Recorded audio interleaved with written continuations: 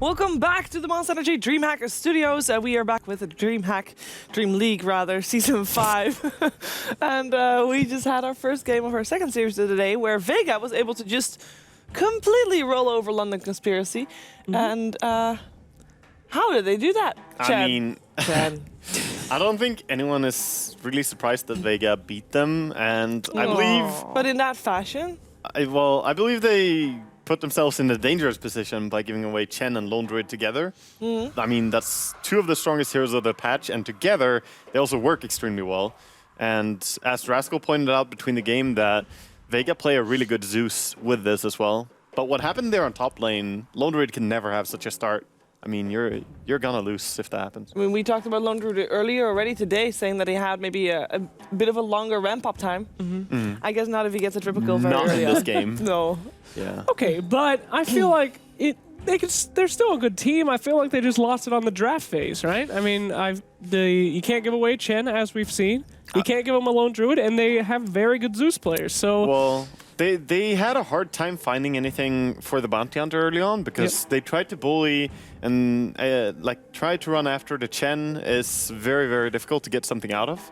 And you couldn't really bully mid as well with the Bounty Hunter in this game, not so easily at least. And Bounty Hunter did get killed first, so our predictions for first blood, sadly...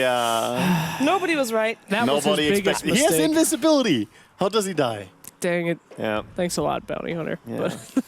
And also I didn't catch that kill because, you know, there was action going down on different parts of the map there and I was just following the camera work. But the Void dying on bottom lane there, that should not happen. I mean, you can maybe lose the lane, you can maybe get bullied out and have to get some regeneration out, but dying to Ember should not happen. That's just a clear outplay in that case. Now we have some replays for you guys, so let's see which one is the first one that is up. It will be a surprise. Okay. Oh, yeah, here we go. We are 12 minutes into the game. Yep, and this is where they do the Chronosphere. If we pause right now, just look at this. You Chronosphere on only a Crystal Maiden. There's no one else being Chronosphered. What was that, Walker? Yeah, there that you was go. slack space. No, what?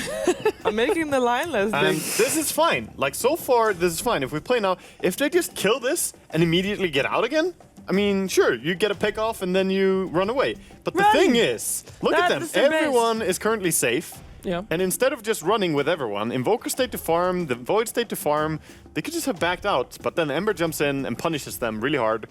And you cannot take this fight. And even after the Ember dies, they still go in. Yep, that gyro coming in right through there, and then it's just... This is just overestimating their own abilities here. I mean, if you use the Chronosphere like that, you cannot win the fight afterwards. And even so, they keep chasing.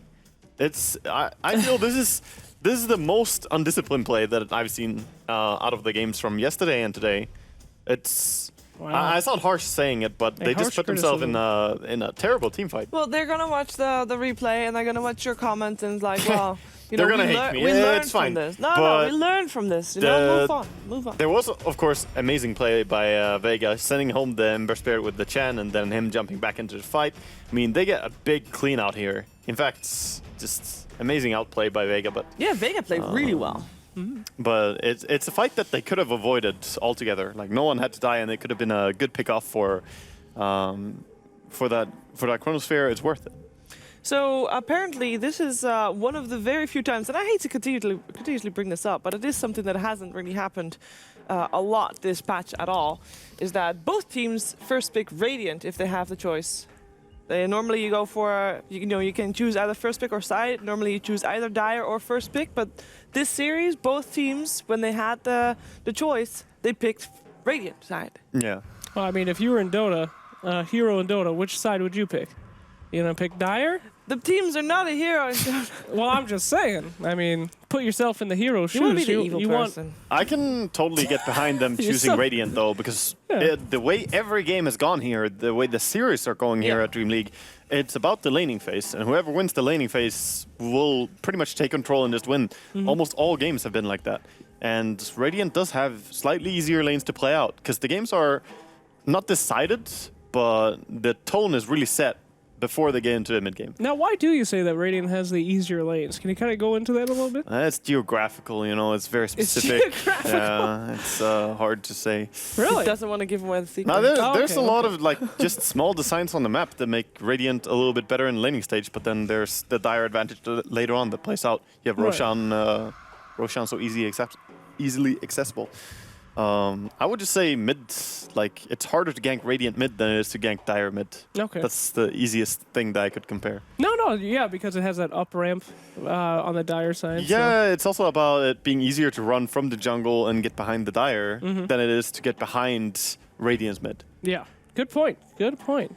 So, looking at our next match, what do you feel like London Conspiracy has to change? Because we basically say they've been outpicked and outplayed, which is really rough for them. Yeah. So then, in theory, the only way that they're going to win is if they outpick Vega, because they can't outplay them. So they have to outpick Vega. I mean, right? Well, Gracious. That's good logic, right there. I think any team, even if they're not completely, you know, trained to play with each other and stuff, they could definitely just step up and be more disciplined. Because that was, I think, they have to be telling themselves that, okay, we played pretty good, you know, and then we just threw it there on the mid lane. I definitely think that that's going through their mind. And then you can just make that adjustment, try and be a little bit more controlled and not overextend. Because in terms of just outplaying mechanically and skill-wise, I think they can do it. It's just a matter of pulling the team effort.